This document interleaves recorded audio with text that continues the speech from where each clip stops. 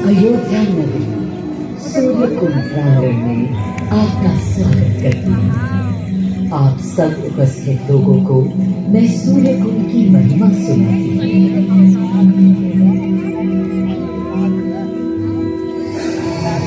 भारत की मिट्टी अनेकों दिव्य आत्माओं की जन्मस्थली है, पर आज मैं आपको कथा सुनाऊंगी भगवान के उस अवतार की जिनके अवतरण से मैं पावन हो गई सदा सदा के लिए।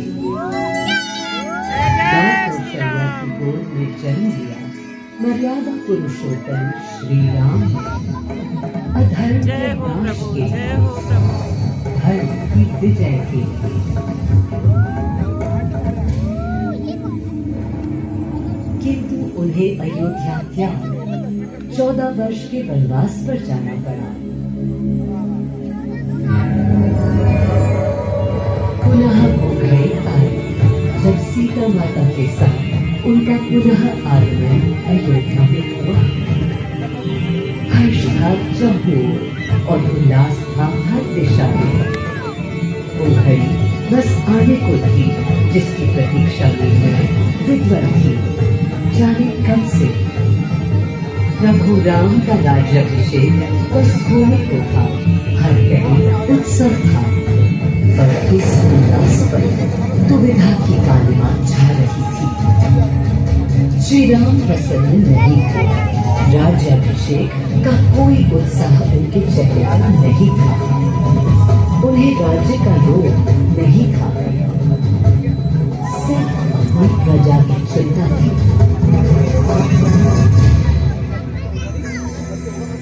सबके मन में एक ही प्रश्न था, कौन हल कर सकेगा श्री राम की इस दुविधा को, मिटा सकेगा इस अंधकार को, किसके तेज से छट जाएगी ये क्रांति। अरे वही जिसके वंशज हैं श्री राम, जो स्वयं सशरीर धरती पर पधारेंगे, श्री राम को राम राज्य समझाने।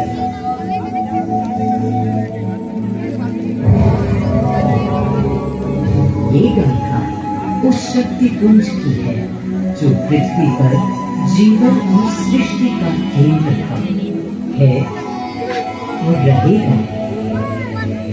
वो अखंड शक्ति स्रोत जो दिशा दिखाता है, सत्य अनवर, जिसने श्री राम का मार्ग प्रशस्त किया, आदि नारायण सूर्यदेव।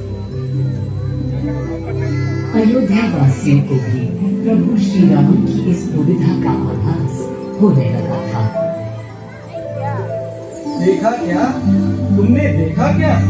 कितने सकुचाई से श्री रघुवीर पद की प्रसन्नता या दर्द निरत होने का दलक या उमंग कोई कुछ भी तो दिखी नहीं। मुकुट सामने रख कितने अधीर थे। वे तो थे अधीर, हाँ थोड़े गंभीर थे। सौम्य मुखमंडल पर निर्बलों की पीड़ा थी, दीनहीन असहाय वंचितों का दर्द था। उनके लिए मुकुट अथवा राज सिंहासन वैभव का लोभ नहीं। अब कैसे सुखी दिखे जब तक सुखी सारे लोग नहीं। तब दिशा निर्देशन के लिए श्री राम ने स्वयं सूर्यदेव का स्मरण किया। श्री राम सूर्यदेव का आह्वान करने लगे। प्रार्थना मन से उन्होंने अपने पिताओं को याद किया। मन असमंजस में था उनका। कर्तव्य की सही दिशा उन्हें सूझ नहीं रही थी। क्या उचित है प्रजा के लिए, उनके लिए, वंश के लिए, धर्म के लिए, शांति के लिए, इसी परामर्श के लिए अंतर्मन से उन्होंने सूर्यदेव को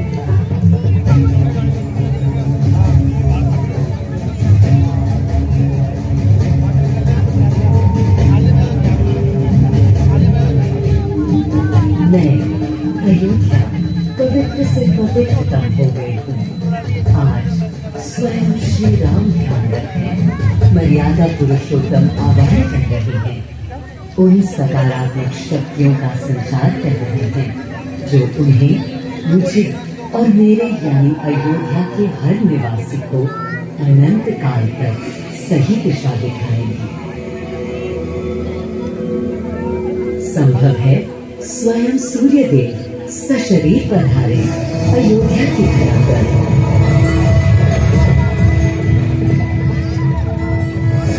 और देखो, श्री सूर्यदेव आने को हैं।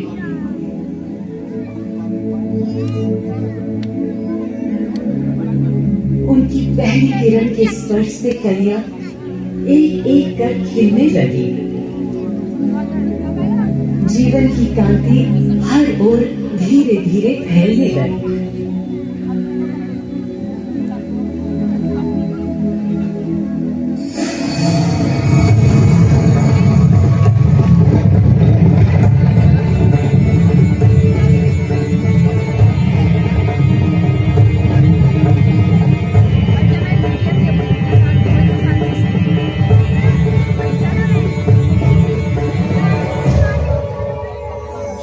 अनोखा दिन है। स्वयं सशरीर अपने अलौकिक स्वरूप में पधारे हैं श्री सूर्यदेव नारायण और उनके अधीर मन के संशय मिटाने। अधीर है या गंभीर, मैं जानता हूँ क्या उनकी पीड़।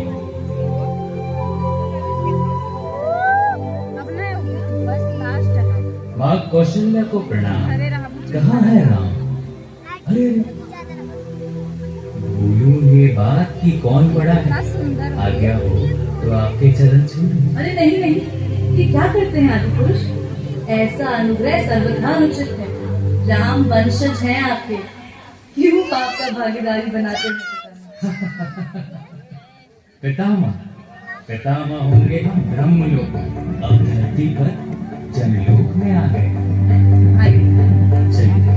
सूर्यदेव के आगमन पर माँ कौशल्या उन्हें मिली और विनती की कि हे देव, मेरे पुत्र की दुविधा दूर करें, उन्हें राह दिखाएं, ताकि अयोध्या का पूरे भारत का भविष्य निर्धारित हो सके। आपकी जब पहली किरणें आती हैं तब गोचारण होता है, चिड़िया गाती है, लेकिन इन दिनों कितनी उदास है। कारण है उनके राम की एकाग्र साधना और सुदीर्घ उपवास।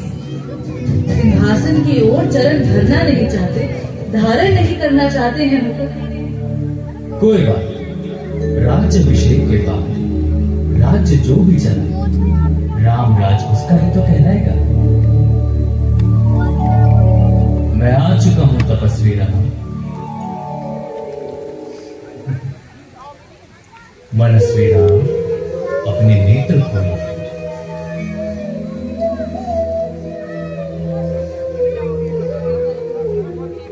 प्रणाम पितामह, प्रणाम। प्रणाम मेरे राम, प्रणाम। पितामह, राम राज्य क्या है? राम स्वयं पूछ रहे हैं कि राम राज्य क्या है। पुनः नया प्रश्न है।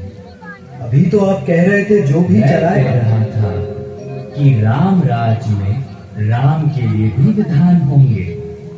आदिदेव, कुछ अनुमान तो मुझे है, लेकिन अब आप बताइए क्या विधान है?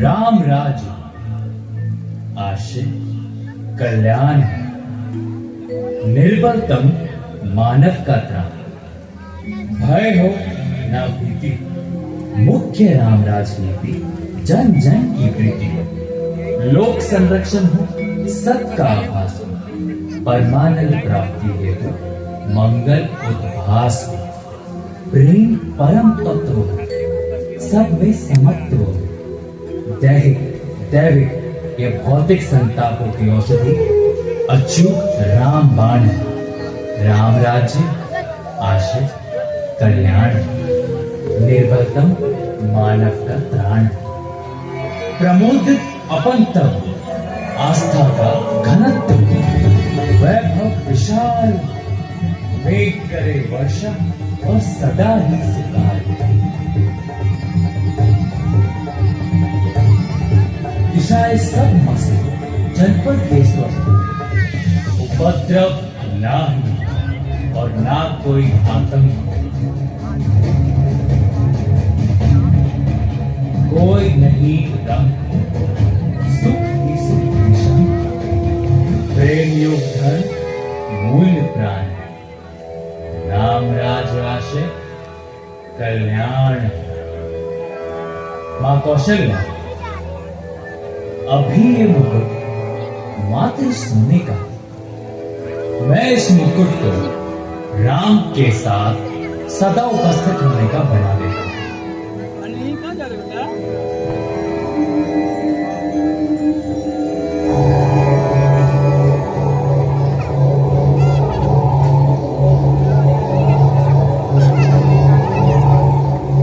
स्वयं सूर्य देव ने मेरी यानी अयोध्या की धरती पर श्री राम को राम राज्य का वर्णन सुनाया, उसका आधार रखा और उनके मुकुट को अपने रश्मि से आशीर्वाद दिया।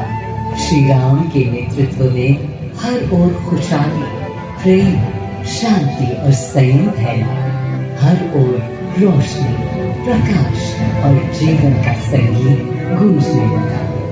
राम राज्य का पथ दर्शाकर चल दिए सूर्यदेव पुनः अपनी ओर, ताकि अनंत काल तक अयोध्या ही नहीं पूरा विश्व उस शक्ति का संचार अनुभव कर सके।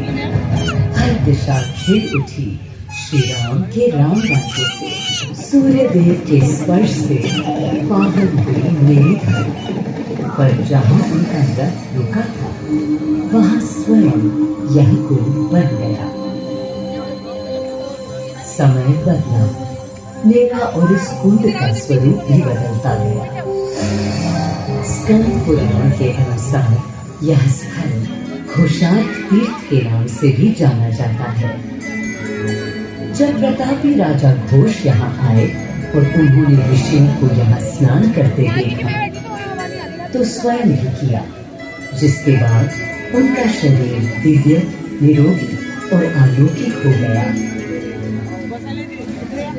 और इसी कुंड के जल से उनकी काया भी कांतिमय हो गई। यहाँ की गई उनकी घोर तपस्या का तेज आज भी अनुभव किया जा सकता है। दिन बीते, साल बीते और फिर अनेकों सदियों के बाद राजा दर्शन से यहाँ आए। यही तपस्या करने के बाद उन्होंने यहाँ सूर्य मंदिर, कुंड और चारों ओर घाट का निर्माण कराया, जिससे यहाँ की प्रजा भी इस अलौकिक कुंड का लाभ उठा सके। सूर्य देव के महात्म्य से मैं अयोध्या और तेजमय हो गई, और इसका प्रमाण इस सूर्य कुंड और समीप स्थित गरिमामय सूर्य मंदिर से स्थापित हो जाता है।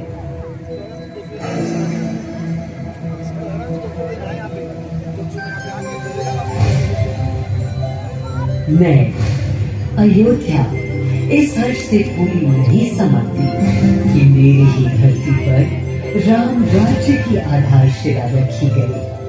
आज भी अयोध्या एकता, आस्था और शांति के लिए उदाहरण है।